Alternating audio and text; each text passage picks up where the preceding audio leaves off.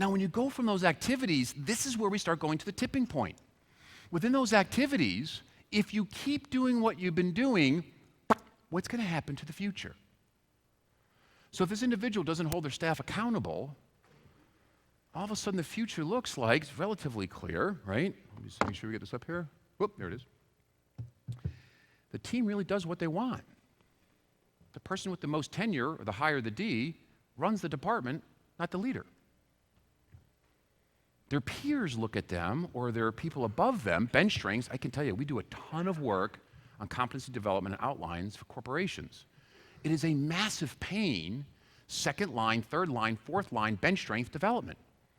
Glenn, he's a machine, but his problem is he doesn't run it efficiently. He doesn't run his people. He doesn't have any accountability. So all of a sudden, the people above them, the real impact is you're not moving up the ladder. What about sales? If you're sitting there, when it comes to what have you done, what's the cost associated with staying what you've been doing? What's the cost internally and externally? Same thing with sales. If you're not prospecting, you're not seeing anybody. You have no money. You feel like a wimp. And if that's the case, you're going to get fired. Honestly, you're not going to man up and do your job as a provider for your family.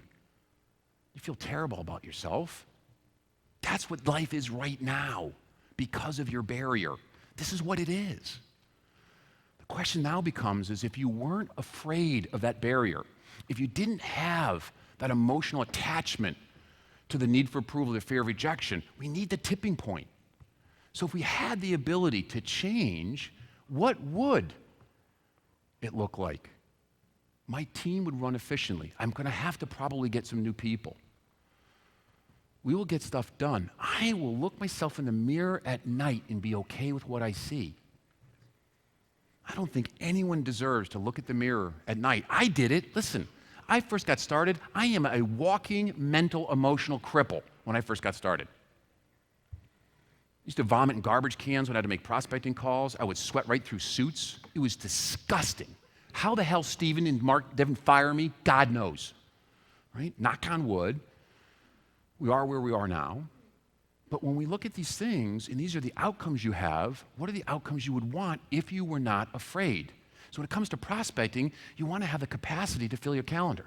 You want to have the capacity to talk to people. You want to have the capacity to look yourself in the mirror at nighttime and be proud.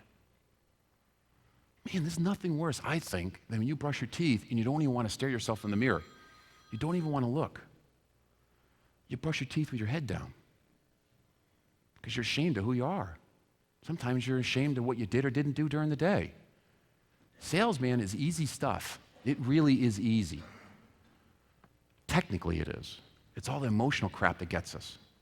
So when we look at what we do now and we look at what we want, the reality is, why don't we live in the world of what if? Why don't we take a look at what we're doing now and say to ourselves, hey, I can choose what I want to be. I don't like where I am. Then change it.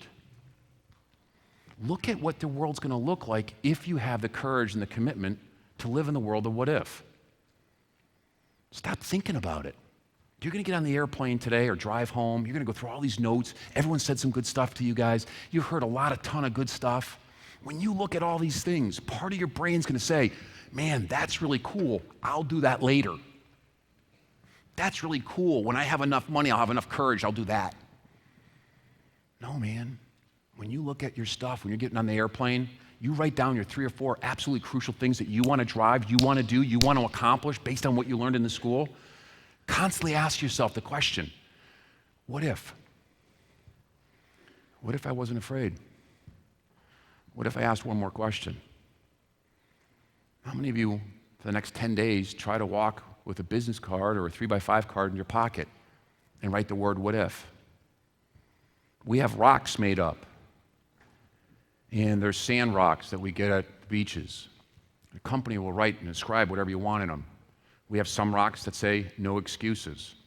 You come into my office, right behind me, I have one plaque behind my office, behind my desk.